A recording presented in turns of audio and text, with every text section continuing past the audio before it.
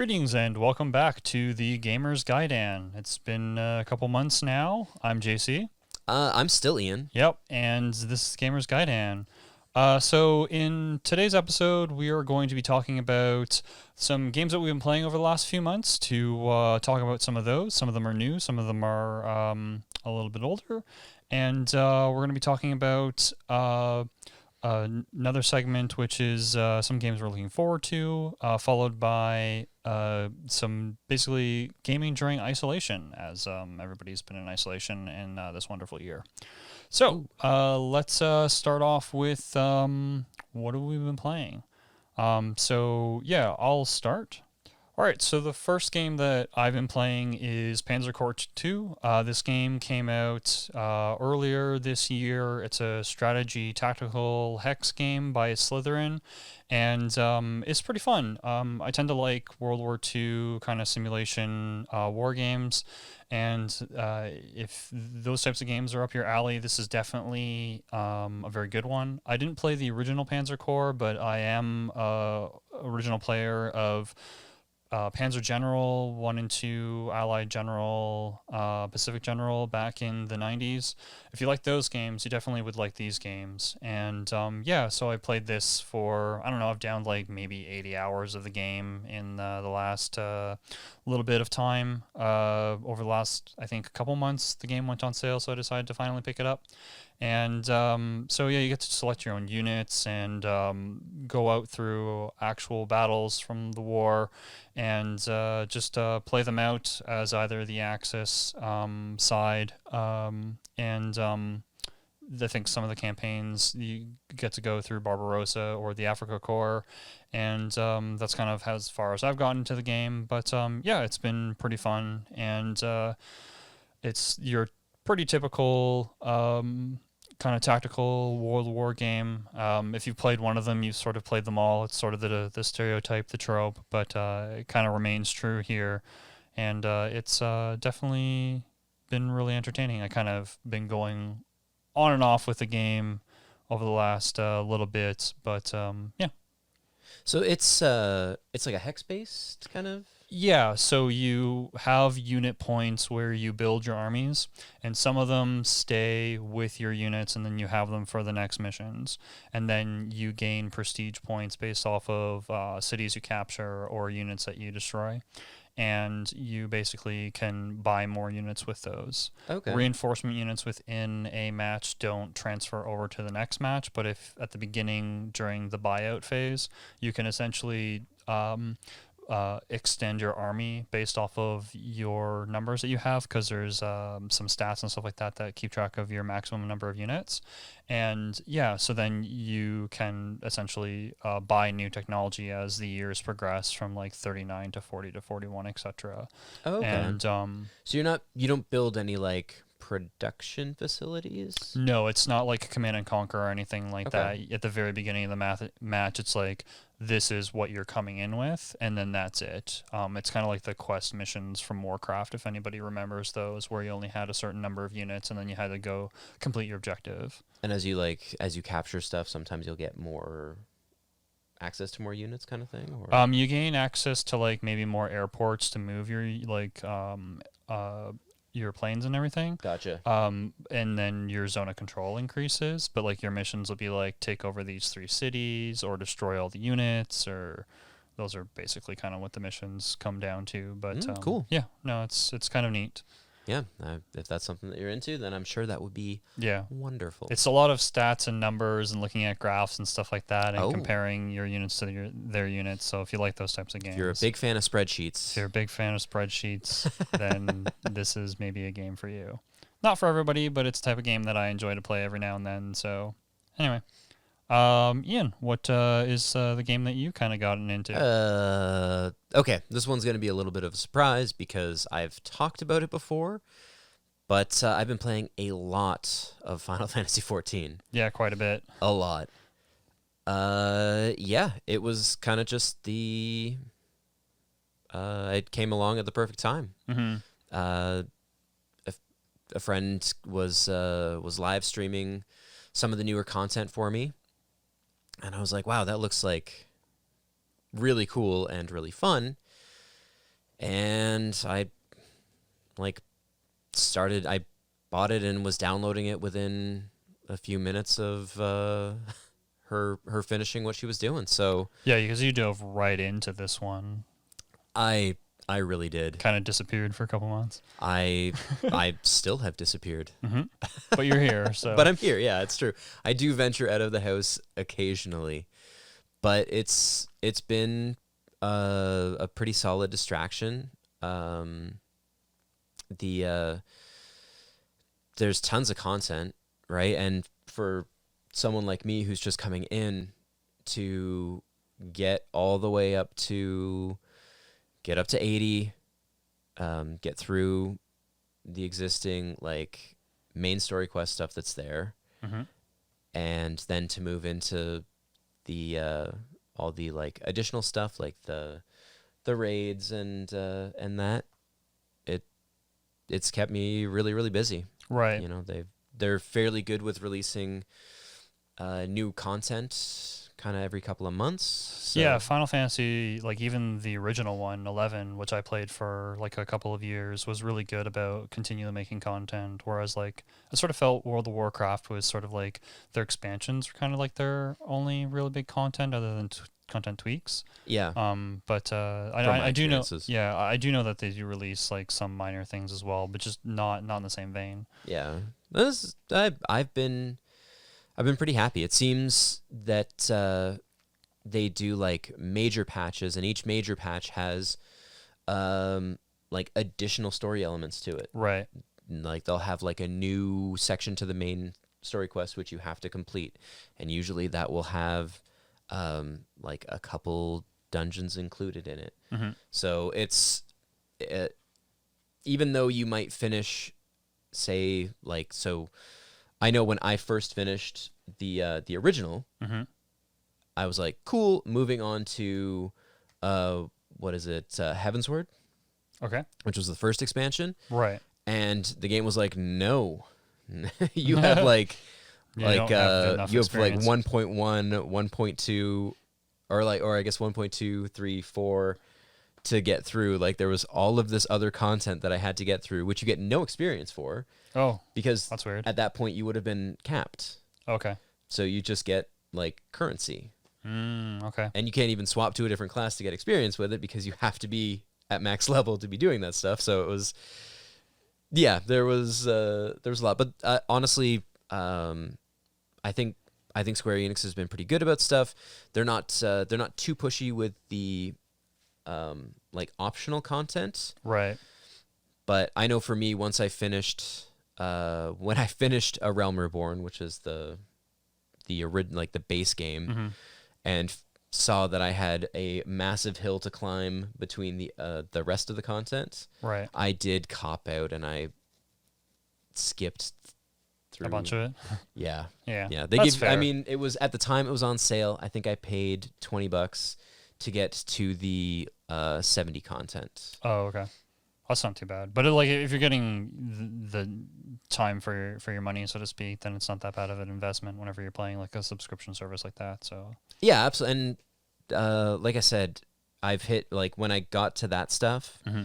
it's now like I went through all of that content because they won't let you skip straight to the end. You gotta go through that. And yeah, you know, I've gotten involved with a fairly active free company that do weekly events and stuff. So it's that's usually kind of like what kind of makes or breaks the game in a lot of cases with MMOs, because playing solo is definitely possible in some of them, but it can get it locks a lot of the content away from you, and there's not as much engagement in it, which doesn't make it as much fun. Well, it just makes it more challenging and time consuming, right? Mm-hmm. Like that's sort of the thing. 100% you can play through this by yourself.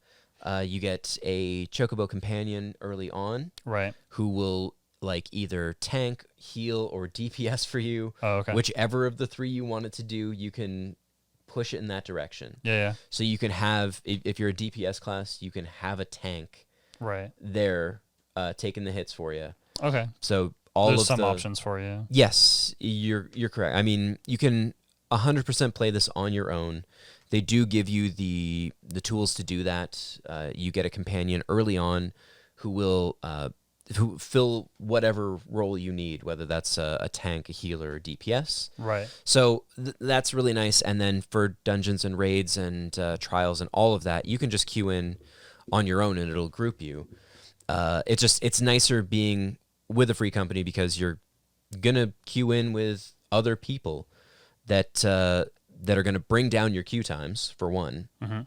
And a lot of times it's people who have already done this content. So for a new person like me, someone can tell me, oh, hey, by the way, during, like, these are the mechanics of this boss fight. Press A. Yeah. Like you're pressing B, press A. Use this ability versus that ability. Yeah. Or like, hey, we need to focus on this HPS versus DPS this go round or this phase. Right. Like they can kind of give you those hints and tips where you might not necessarily get that with a bunch of randoms. Mm-hmm. Because there's a lot of bosses that are pretty complex, like in MMOs and just in general, where it's like, oh, this phase of the boss, you have to basically be focusing on, like, I don't know, these crystals that are twirling, that are vibrating magic and summoning things versus the actual boss, and two people have to distract the boss or something like that. So, yeah, it's a lot of stay on the boss. Group B and C, do crystal 1, like, yeah. And it's not necessarily things you would know. Mm-hmm. Because there's one of the new Nier raids, which is really cool that they've got a lot of content in there. yeah, like other there's a Monster Hunter as well, which is not Square, but that's Then they publish it somewhere, or anyway, yeah. Either way, that's really cool. But no, the Nier stuff, which is actually what I watched and got me interested in it. Right. One of the bosses in that raid series, mm-hmm. you should be watching the back wall and not the boss itself. Oh, okay. Because most of your attacks are coming from the back wall. So it's one of those things that you wouldn't know otherwise. Right. Because no one's going to say, hey, turn your camera around unless you're with them. Oh, okay. So I just confirmed it. No, it's Capcom. They published it as well. So yeah, it wasn't Square. Had nothing to do with it. Yeah. I mean, the Monster Hunter... I've never really played Monster Hunter, so I think I played one of the PSP ones or something, or DS ones. I'm not sure. One of the handheld ones. Okay. I don't remember what it was for. Maybe it's on the Switch. Who knows? Well, you would remember it if it was on the Switch. I remember it was on the Switch. It'd be more recent. Yeah. But yeah, so that's kind of the primary thing that I've been doing with my time. I've talked way too much about that. JC, I know you've played something else. Yep. So I was kind of on the fence about this game, and which surprises me because this, to me, screams JC. Yeah. Growing up, I really liked X-Wing versus TIE Fighter, X-Wing Alliance, and the entire series of games. So Star Wars Squadrons was coming out, and this game looks like it's basically the same thing. And I'm here to tell you it basically is, except for in VR. So if you have a VR headset, somebody who has a VR headset is your friend, and they have this game, or they don't, buy it for them and buy the VR headset. This game was amazing. I really enjoyed my time with this game. There's only 2 instances where in the campaign game really freaking annoyed me, because there was like a dogfight with like their elite squadron versus your elite squad, dude, and I had to do that one like 4 times or something, and there was another battle where you had to take out a capital ship, and the AI didn't really seem to be doing what I wanted them to, so that one took like 3 tries or something, so it's kind of annoying. That I just had to replay a couple of the missions over and over again, even though I'm like, I know this is what I'm supposed to be doing. But it's very obvious that, even surprisingly as an EA game, this game was very good, and the developers were at least fans of the original ones and paid homage to a lot of the gameplay aspects of the original one. I will admit the story was kind of meh. Like, the story is probably like a 6 or a 7. Like a 6.5, let's just say, out of 10. But the gameplay and the game itself is definitely like an 8 or a 9, depending on like what you're looking for. And yeah, if you like this style of game, the like arcade style flight simulator games that don't really exist anymore, and you want to play one of these games, this is definitely the game to do it in. It felt like I was in a TIE Interceptor or an X-Wing. It was pretty fantastic. It was it was definitely an experience. So it only took, I think, 10 or 12 hours or something like that. Yeah, so it was, like I said, I was super on the fence about this, and I didn't really know what to expect going into it, because I honestly, I didn't have expectations at all. I didn't have expectations at all for the game, just because I'm like, the last Star Wars game that was really good that I even bothered playing was probably on the Dreamcast. Like, you know what though? Because you didn't play Fallen Order, did you? no, I heard good things about Fallen Order, but none of the people who worked on Fallen Order worked on this game, so that's why I was still a little bit skeptical. Which, I mean, I wouldn't have wanted the guys who worked on Fallen Order to work on this, because that was a really good action adventure sort of game, and this is totally different. Yeah. So I mean, I picked it up. You haven't played it. You heard me. I've been busy. You've been playing 14, basically. Yeah, but I like, this is on my list because it's in VR. Yeah, you can play it not in VR, and You're it would be totally doing it wrong. change. Yeah, you're doing it wrong. You'd be totally changing the experience. Like, in my opinion, it drops the gameplay down like even a full notch, because like I remember you used to use the numpad in the original game. And that would allow you to look over to like your side panel windows or behind you, and above you and below you, I think, if I remember. I haven't played X-Wing in a long time.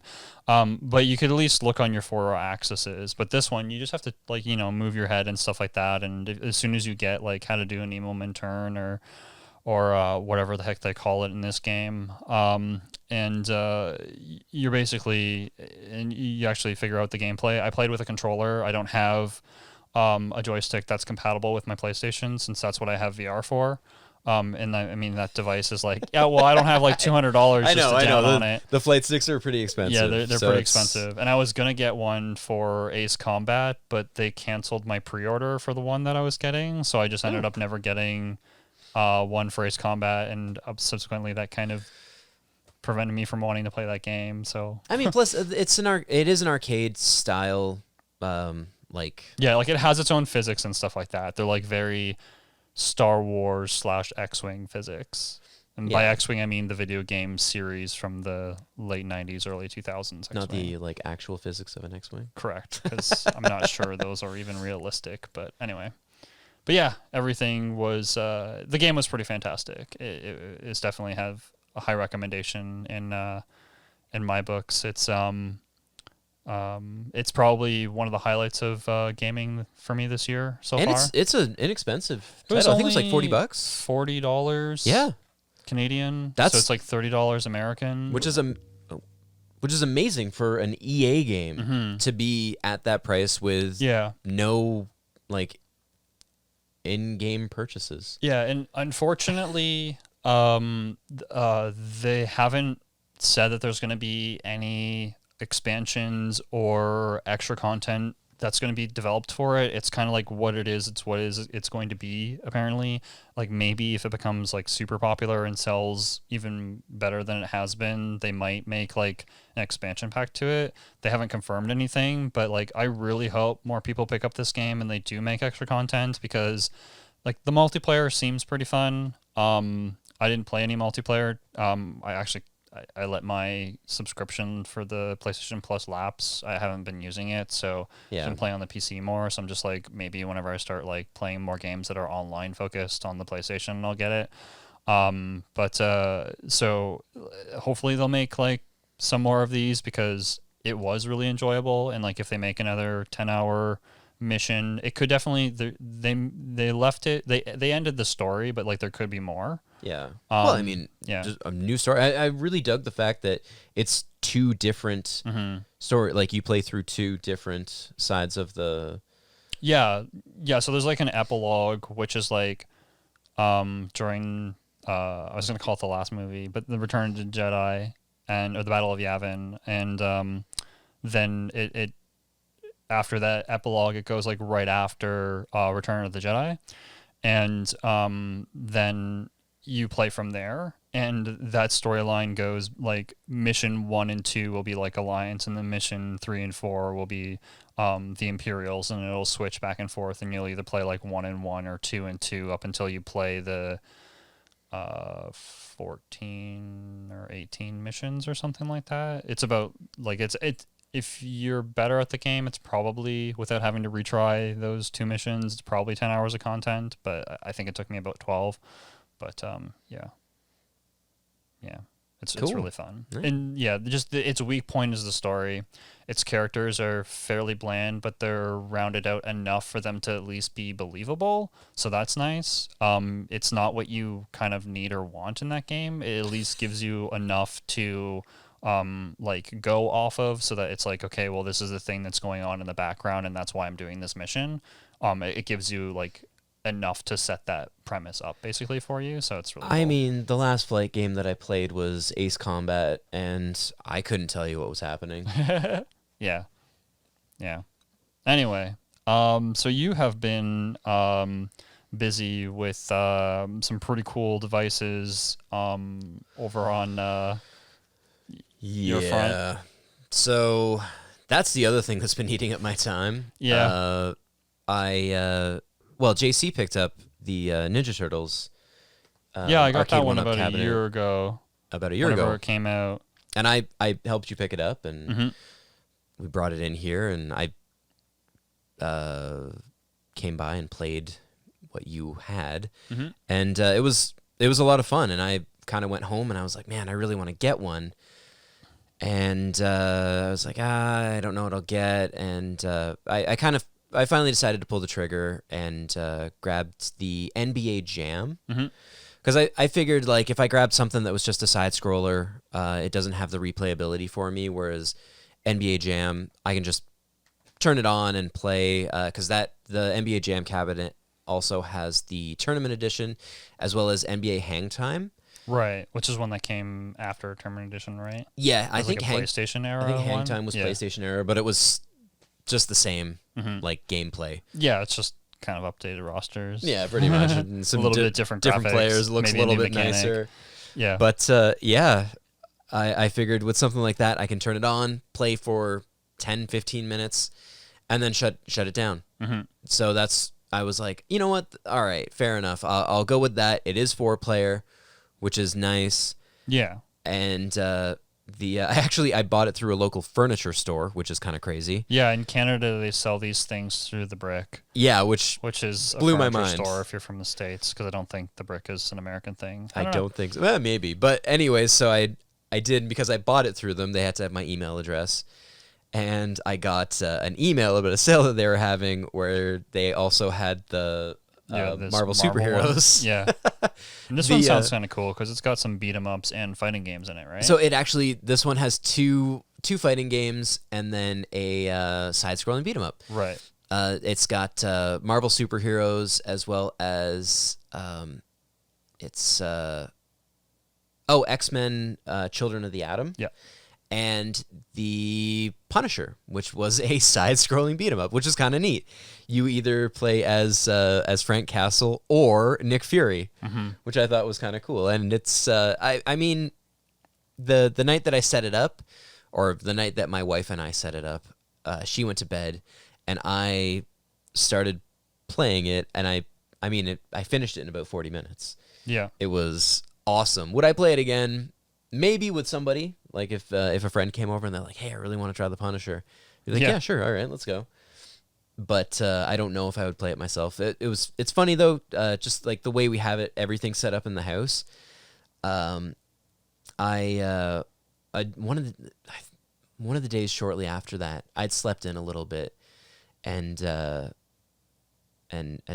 Jen had woken up early and was doing some laundry, and I woke up and she had put a load of laundry in and then went over and played through the Punisher. Cool. Which was about the same. It took her about the same time as the laundry to run, and then went and threw it in the dryer. Nice. And she said she really enjoyed it. It was a lot of fun. But it's neat having them there.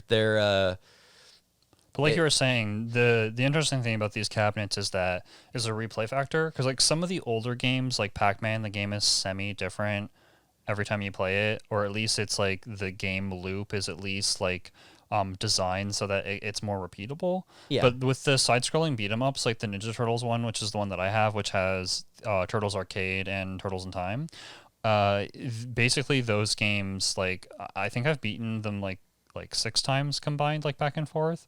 So like 4 arcade and 2 Turtles in Time, but like I beat them once individually myself, and then like whenever a friend is over, like and they like the game, it's interesting to play with them. But like it's not like a fighting game where the match AI like doesn't do the exact same thing every single time or whatnot, yeah, right? Like it kind of randomizes it a little bit. Yeah. So you get that. I mean, I'm not throwing shade. The No, Turtles games like, are great. They're that's great amazing. to come back to, but it's not something like that like you're gonna like play a match with your friends and then beat Turtles and then it's like let's do it again. You're probably gonna be like, okay, let's play a different game. Whereas like NBA, you're actually going to more so be like, oh, like awesome, like you beat me this time, let's do best 2 or 3 or something. Yeah, right? like let's play it has, again. like more instant replay than like that, or a fighting game is more instant replay rather than one of the beat 'em ups is kind of what I'm getting at. They're both like incredibly fun, like because I love beat 'em ups, but like once I beat a run of Streets of Rage, I don't go, okay, I'm gonna beat Streets of Rage again right now. I'm probably gonna wait like a month or 2 and then play it again. Yeah, exactly. Yeah. And like there's been times where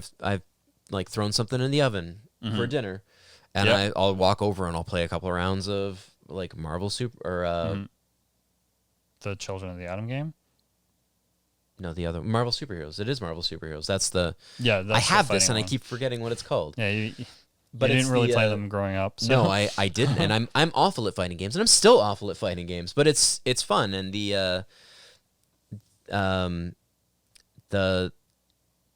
version that I got is it was like a special edition. Right. It actually has the like a light up marquee, and it does have a better joystick.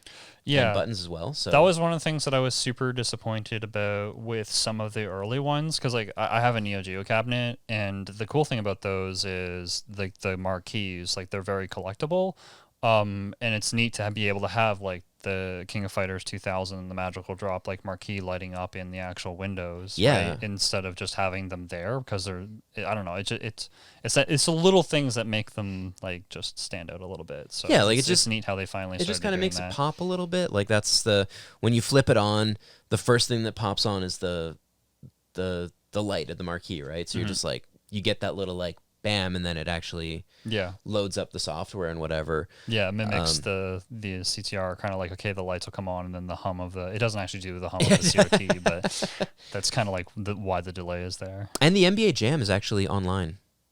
Yeah, you told me this. Like, I had no idea that the NBA Jam was online. Yeah, it has Wi-Fi capability built in, and you can play against other people. Is there friend codes? Like if I bought it and then we like exchange friend codes to face each other? Maybe. I don't. Honestly, I'm not 100% because it's one of those like you would have to find, because okay, these like they're not. It's not like going out and buying a $40 game. Like it's an investment. Yeah. Like it's there's only like probably 1,000 people who have this. Like like there's not even maybe not a ton. I don't even know what their sales are like. They're apparently doing very well, but yeah, I mean, and they're great. Like the selections that they give you are fantastic. The sizing, I think, is awesome. Yeah, because the actual arcade cabinets in comparison, like they're about a third the size and they're like a tenth the weight. Yeah. So it's very easy to move. You can still use a dolly if you have one, if you're an arcade cabinet collector, or if you have 1 or 2 of them. But anyway, they're definitely easier. It's a lot of fun. I mean, if you have the extra change kicking around and it's something that you've always wanted to have in your house, it's probably the way to go instead of trying to hunt down a particular arcade cabinet. Yeah, I would agree. And you can also upgrade them really easily. So you can open up the, like if you want specific like Sanwa internal parts for the actual joysticks and the buttons, then, because I don't think all of them come with higher end parts, then you can actually just buy those online through different retailers. You just have to search for the retailer, and then you could just, if you know how to do basic electronics, you can pretty much figure it out. It's very easy to kind of retrofit like better parts in them.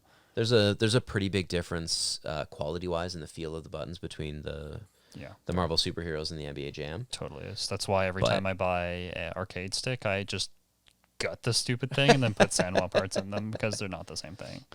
And the funny thing is like the difference is like the button would have cost you $1 versus like $4 or $3 or something like that. Like it's not that significant. So yeah, it's like they could have made the thing maybe $30 more expensive.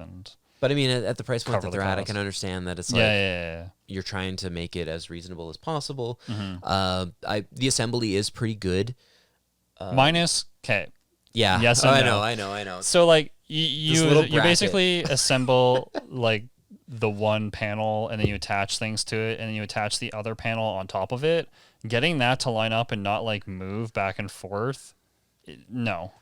Like it, especially if you're doing it by yourself. If you have a second person, maybe like who knows what they're also doing, and then holds it in place, it's way easier. Because I assembled mine by myself, and it kept on sliding because it's particle board. It's very flimsy, and like you're trying to like not totally screw it in like fully in order to like prevent yourself from giving yourself a little give, so then you can the bracket that you mount the actual monitor onto the side is the worst. Yeah. And I even opening up the box of the second one, I was dreading.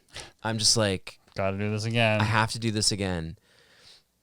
And like no huge spoilers into a later discussion, but there's a third time that I'm going to be doing this, and I am not excited. I am so excited, but I am not excited for that. I mean, the pro side is you only have to do it once, and then they don't come apart again. So it's true, and once it's together, it's together. And like JC said, I had somebody with me, so some of the lining things up and like keeping things together was actually pretty easy. Yeah, it's just an annoyance stupid bracket. Yeah. Agreed. You have one more game, though. I've been talking for a long time about this. Yeah. They're pretty cool devices, though. So there's one other game that I've been playing. It's a game that I've been looking into for quite a while. It recently went on sale on GOG for, I think it was like 60 or 70% off because they're doing a Paradox sale. Nice. And so Surviving Mars was one of those games. And so this game is kind of like a sort of survival city game. So basically it's very similar to an old game from the early 90s called Outpost, if any of you ever played that game or heard about it. It's notorious for being extremely buggy because all of a sudden if your numbers are wrong, immediately your entire colony will die, and it was a bug that they didn't program all the features. Or it's like SimCity, but it's in space, and there's hazards like meteorites or sandstorms and whatnot. So yeah, I bought the entire collection that's available now. So basically the DLC pass and the main game for season 1 is what they were calling it, and it's really entertaining. Basically, I had to restart the game over and over again to learn kind of its mechanics and stuff like that. Watched a couple of videos from some YouTubers who like have played this game obviously more and have already invested the time just to sort of expedite the process of like learning, how to terraform Mars like the most efficient way, or like what the building path should be, because you have a tech tree which is random cards basically, and they're each one like engineering line is like 8 cards and they'll be semi-random, and then you have like everything else and stuff. So it's got some like replayability that way, or you could play different different space programs and stuff like that. Like you can be Spacey, which is a mimic of SpaceX, or you can be like the United Nations, or Europe, I guess, or United States, or China, or Russia, India, a bunch of different other, the Paradox Space Company, or whatever it's called. And they each have their own difficulties and stuff like that, or you can start on different maps and whatnot, and then you just basically city build and manage resources, and if that's the type of thing you're into. It's the dudes who made Tropico. I used to play like Tropico 2 was a really big game that I used to be into. It does have some parallels to like those types of games too, but like if you like resource management, city management with a little bit of like survivalism to the game, which is basically like making sure your citizens don't die from like dehydration or oxygen deprivation and stuff like that, or meteors hitting the colony and stuff like that and being able to repair it. Power outages. Any alien attacks? No, there's not as far as I'm aware. I don't think alien attacks is a thing. I looked at the wiki, the Paradox Wikia, and they didn't talk about alien attacks. So it's still like realistic, so to speak. Like you there's don't know still that, JC. Well, there's still like technologies that are sort of like based on. Yeah, no, I get you. I did play like an hour-ish of this. Oh, okay. When I had Game Pass for a little while, because it was on Game Pass. Yeah, but you were saying you played it on the console. I wasn't huge on the control scheme because I didn't think. Yeah, I would imagine that this game, it's on a lot of platforms. I'm playing it on the PC, as I mentioned. It's on a ton of platforms. Yeah, a lot of the Paradox games are doing a really good job of making their games available on different platforms, which is nice. But I mean, I know a lot of people that played it on console and enjoyed it on console, but it was one of those things after playing for maybe half an hour, I was like, I would probably prefer playing this on a PC. Yeah, and I kind of get the same vibe because like RTSs would be a similar parallel where it's like there are some really good RTSs with control schemes on consoles, but it's always better on the PC control-wise just because you have like a lot more hotkeys that you can do, and just being able to do the combination of the hotkeys and like mouse control just makes the game a lot easier. So I definitely like, I know even Stellaris has a console edition, and like I which is also a Paradox game. Apparently I really like Paradox games, but it's fair. It's a fair assumption. If I didn't have a good PC, I would definitely, play it. But if I have a PC, I would definitely be choosing the PC version. But it's really fun. It's keeping me occupied. It's something that I can kind of down just an hour or 3 hours of my time into, and just sort of like manage my citizens and stuff like that, and sort of grow the colony and then expand and sort of check out. There's 3 rival colonies that try and go on Mars as well, and you can trade between them and stuff like that. And any hostilities between them? Yeah, like you can sabotage each other and stuff like that. All right. I had I'm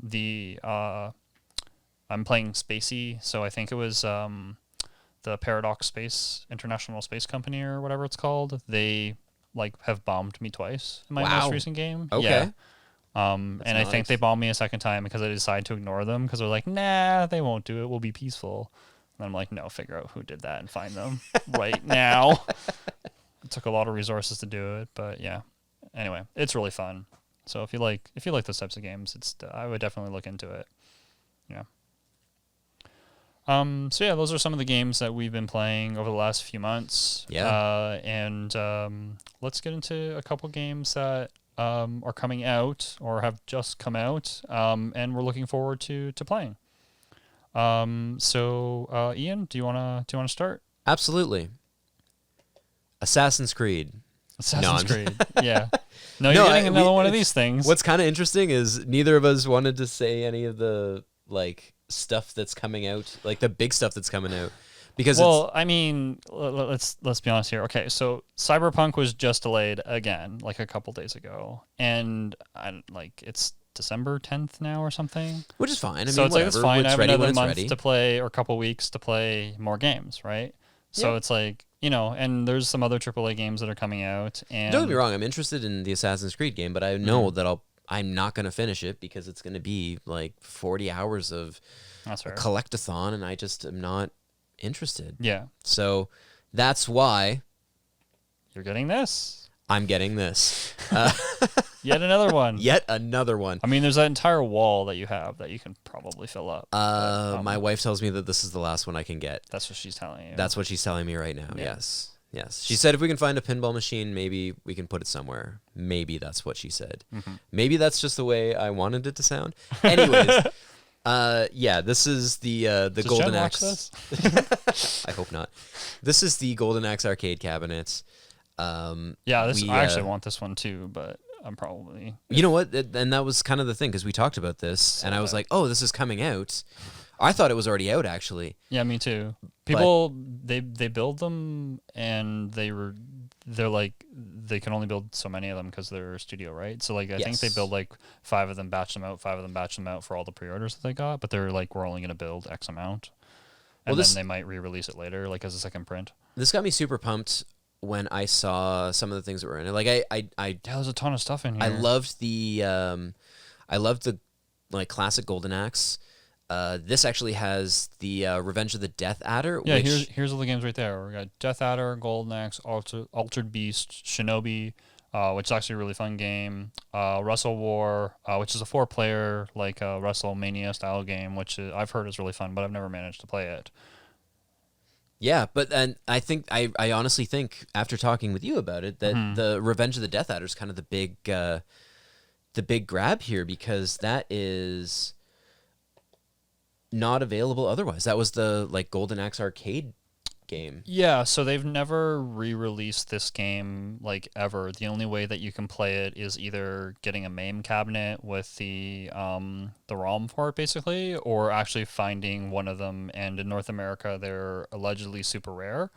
So not very many people have played it. Like I've played this like not thoroughly. Like I never actually sat down and beat it on a MAME cabinet whenever I dabbled into like trying to get one of those things to work. So Death Adder has never really been re-released. Like I would have figured that there would have been like a Saturn port or a Dreamcast port or something, at least but because it was an early 90s game. Yeah. And then maybe with like some sort of like arcade like re-releases with like the PS2 and so on, like that era onwards, because Sega has re-released so many games, but this has just been something they've ignored, and so, it's apparently really great. I'm interested to play it. Even if it's not great, it doesn't matter to me, because you've got the original Golden Axe, which is an awesome game. Yeah, it's a ton of fun. And Altered Beast. Yeah. Which I have played and will play Altered Beast on every single Sega collection that has ever been released.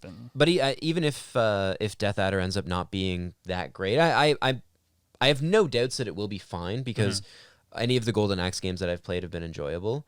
But even if it ends up being not too great, the fact that you've got the original Golden Axe, which is a ton of fun, as well as Altered Beast, which for me, that was the big selling feature was Altered Beast. I love Altered Beast. For me, it's Shinobi and Golden Axe, because the Shinobi is actually a really great series. And I've never played the original Shinobi. No, you never played it? No. Okay. I have the Master System version, which like obviously that's not like fully comparable, but it's still like, I don't know, you still have similar levels and stuff like that. But it's it's really fun. Like, did you ever play Revenge of Shinobi on the Genesis? Maybe. Oh, okay. Because it's similar gameplay style, sort of. But anyway, Shinobi's a great game. I think you'll enjoy that one too. So I'm pretty excited. Again, like I said, I'm also pretty concerned about that bracket, because I really hate putting that bracket in. Yeah.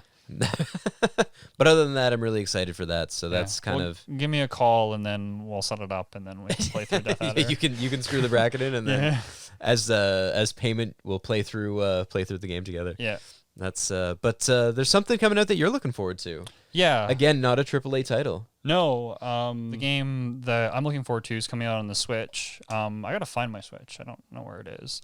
But is the Red Lantern. So this is kind of been described as Alaskan Yukon Oregon Trail. It's a survival game where you have a dog sled, and you're supposed to go on expedition or something. I don't know too much about the game. I know that Ashley Birch is the main voice actress who's voicing the main character. So that would be like Aloy from Horizon Zero Dawn, or Chloe from the Life is Strange series. Some other characters like who's the Tiny Tina from Borderlands. Yeah. So like I like the voice actress. She's playing in this game. I checked it out. It looks like an interesting game, and yeah, that's what drove me to want to play this game. But it looks fun. I don't know too much about it, but it's a survival game where you're on a trip. You can pet the dog. That was a very important feature that everybody made sure that they had. It's not a friendly game. Bears and other wolves and stuff like that can kill your sled team, and yeah, I guess the objective is to sort of go through there and complete it, and you've got like a sort of like a, I guess partially like survival walkathon story and stuff like that, and how you play through the game. So I'll probably play this game like next week or something like that after I find wherever the heck my Switch is. I had not heard of this, and after most people haven't. I was actually like pretty excited. Yeah, it reminds me a lot of the Long Dark. Okay. Like there's a game that I recently played, which I talked about in a previous episode, Overland, and with the dog again. Yeah, there you can have dog companions in that one too. We're gonna need cat companions, game developers. Absolutely.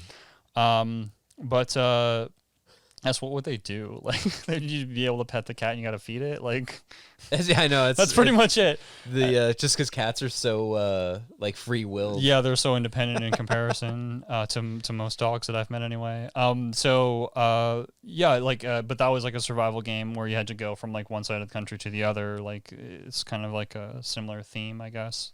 But I enjoyed that game, so I'm assuming that this game will be as enjoyable too. And yeah, even I'm gonna check this out. Yeah. Seems kind of up my alley. Like I said, it gives me very like strong feelings of the Long Dark, which I very much enjoyed playing. It's incredibly depressing, but yeah, at least in this you have dogs to talk to. Yeah, I would imagine like it's probably going to be kind of like there's probably like a warning on this game because like the dogs are your companions. No. If they die from a bear, like you're going to become attached to them and all of a sudden your companion. It's like your people in, I don't know, like XCOM. Like you've had this dude for like 18 missions and all of a sudden that one person, like they die. Yeah, but it's not a dog. It's still companionship. Anyway, the game looks really cool. I think you should check it out. Watch the trailer in more fuller detail. The reviews from the people who are playing it, from what I saw, they seem to be like average to pretty good. So yeah, I think it's going to be at least worth a play. So yeah. And I think it's slightly random, like roguelike. So like the same events might not happen every single time. So there might be some extra replayability there too. So okay, it's just they're like events that happen that or like kind of random timing and stuff like that. So it might not be the exact same thing. Kind of like Overland. So yeah. Anyway, so yeah. Those are a couple of games that we're looking forward to. Yeah. Let's go on to our last segment, which is, gaming during isolation. So for a lot of this year, we've been in isolation as, I guess, a globe. And I don't know, we've been playing a lot of video games. You've probably been playing video games considering you're watching like this. So you're probably a gamer. Or, hi, welcome to games. Why are you here? I'm not sure. Anyway, welcome, actually. Yeah. Like and subscribe. Anyway, so, we've been gaming a lot and haven't been able to do some activities and stuff like that because of isolation. So more time for gaming has been available to us. For some of us, we've just, whatever, gaming. But so let's talk about a little bit of that. So the first thing I kind of wanted to talk about was the interactive medium of gaming and kind of like why that's kind of gathered up a lot of my time versus like I like to read, I like to watch TV shows and some movies and stuff like that, and I like to game. I like to play board games and stuff like that too. There's a lot of things I do, whatever I do too much. But anyway, out of those three major ones, gaming is the interactive one. And, you actually can input into it, and that's kind of what I think. Personally, a lot of people, and myself included, have been more apt to filling their time with games. Whether that be like Guild of Dungeoneering on your cell phone, which is something else I recently got. Well, 'cause you're part of the story. Yeah, you're part of the story. That's the thing. Like, you're not watching something unfold for somebody else or reading about a thing unfolding for somebody. Mm-hmm. You're the somebody. Exactly. Right? Like whether. And in a lot of cases, you can manipulate the happening of what's happening, and in some cases, like multiple endings or slightly variant endings and stuff like that with the games, and that's really cool because like you go to a movie and it's like, oh no, this has got to happen, and it's like, oh no, that's not what happened. Oh, well, that kind of sucks. Yeah. I mean, that happens in games too. Don't get me wrong. Absolutely. Sometimes you got to choose 3 colors and then you're done. Yeah. Yes. Yeah, it's true. But I mean, you at least feel like you have some control on the outcome, whether you want the like good, bad, or neutral ending. Yeah, and even if there is no control over it, it's at least like that interactivity with it and being able to like play with friends and stuff like that as well, being able to have a joint experience with everybody, like whether that's like, you know, playing a beat 'em up that you play through, or a match of NBA Jam or something like that. Yeah, or, like the thing is, you and I can sit down on a couch and watch a movie together, and we'll have the same experience. Exactly. Yes, but like we can't read a book together. Yeah. Like, well, we can read we a read book the same book together, and then compare notes later, or while we're doing it, or whatever. But like us sitting down and playing through a game together, seeing those things happen to us at the same time. Yeah, that's it's a just more experience. Stimulating. Yeah, in our opinion, anyway. Absolutely. And it's not that the other things aren't negative. Like they're wonderful forms of entertainment. But there's just something about having that shared experience, right? Mm-hmm. Yeah, and especially with being able to like play games online with people, like whether that's like playing League a lot and with friends, or with random pickups, or like Stellaris or a Civilization game with like a hosted game that you're playing with a bunch of friends. You've been playing Jackbox apparently. Yeah, we organized a few. I mean, not so much now because it's like things have loosened up a little bit. It's a little bit easier to kind of see people. Hi, JC. Hi. But we're able to do this again. Yay! Yay! But I know kind of at the beginning when everything was a little bit more restrictive. Mm-hmm. We would organize some Jackbox nights. You know, where I would set up and stream Jackbox. We would have like a video call going. With everybody available, you know, you'd set up your tablet, you'd have that going, and then you don't need anything else with the Jackbox. You need a phone. Yeah, you need a phone to answer your questions, and then you're good to go. Yeah, you have to. I mean, yes, we made it more complicated because you need obviously a device to watch on. So whether that's your computer or your TV had it on like Twitch on your TV. And then we did have a video call going, so everybody would need that extra everybody tablet. Do Twitch, and then do a 30-second delay so that they couldn't answer the questions in time. Well, it does have there is like a 5-second delay, so any of the people like right at the wire, it was kind of close. But at least you could have that experience together. You know, you could all sit around and laugh and do something fun for the evening when we weren't all able to get together comfortably to play board games. Yeah. Right? Like that was that something. And even you and I, like we played a lot of Dungeons and Dragons online. Oh yeah, like this month has been like Lame-tober, but you've been busy, but I mean I'm doing some contract work, but like been DMing like 3 to 4 things a week. It's been crazy. Yeah. I never thought I would say I need to take a break from Dungeons and Dragons, but I took a break from Dungeons and Dragons. Well, it becomes a little bit much, right? You get to a point where you don't know what hat you're supposed to be wearing. Right. Yeah. That can be difficult with so many things going on. So when you're playing in like 5 different campaigns, it's like, what am I doing? Who am I today? Who am I today? Yeah. Who am I now? How does this person need to react? What am I doing? Mm-hmm. Yeah. And there's also the experience of not being able to feed off of the other people in the room, right? Mm-hmm. And that's been the hardest thing for me with dungeon mastering a lot of games online. It's the hardest thing as a player. Like all of them but one, there's no webcams because people just don't want to use them, so I can't gauge the reaction to sort of like understand like what it is that they're thinking, because usually as a DM, like players have certain tells. And unless it's a loud sigh and they don't fully mute themselves or push to talk, I don't know if it's happened. So the one nice thing I got to say about it is it's easier to be discreet about something. So if I want to convey an idea to another player, or to you for that matter, I can send you a message. I can just be like, There we go. There's definitely pros and cons. Casey, what do you think about this? For both. And you're like, nope, you're wrong. You're way off base. Here's what is actually happening. Yeah.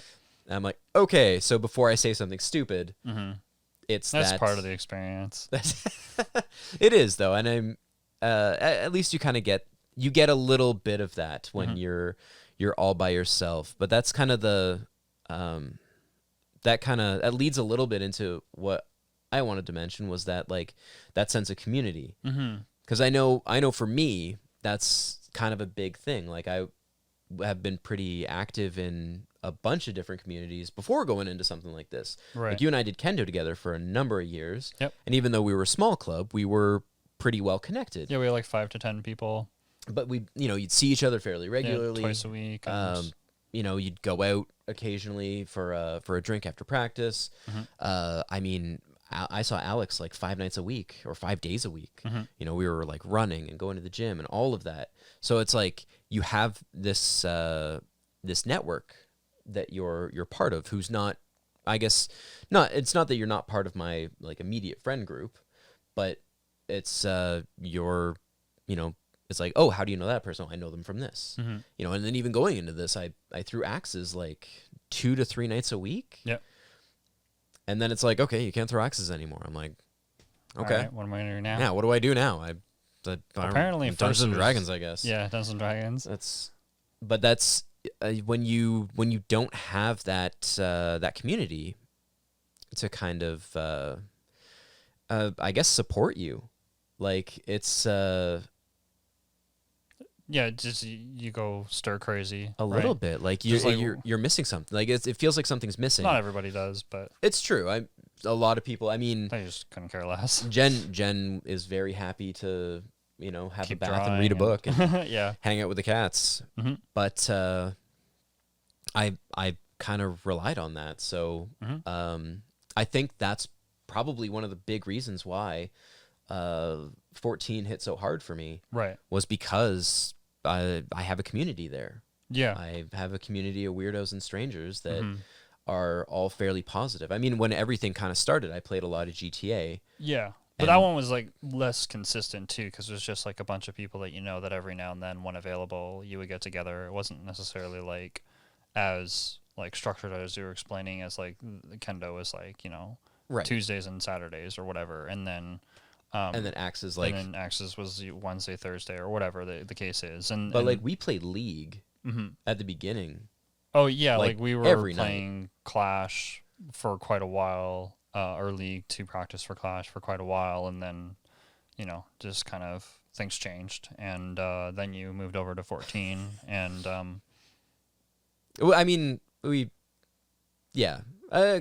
is a very different experience. It's a very different experience from regular, just casual League. Not that League is a super casual game, because it does have. Well, it's tournament play versus like ranked play, so it's different. It's more structured, so to speak, I guess. And you put a lot more reason to improve, more prizes. Whatever. You put a lot more pressure on yourself too. You have greater expectations of yourself and your teammates. Yep. And it's a lot more intense.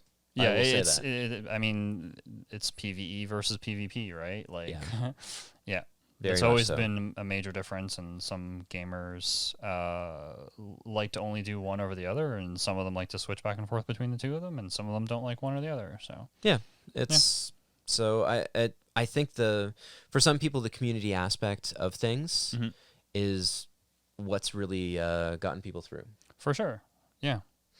But so yeah, that's kind of a little bit of what we wanted to talk about with games in isolation, I guess. Yeah. And some of the games that we've been playing. So I guess I'll pose this question over to you guys.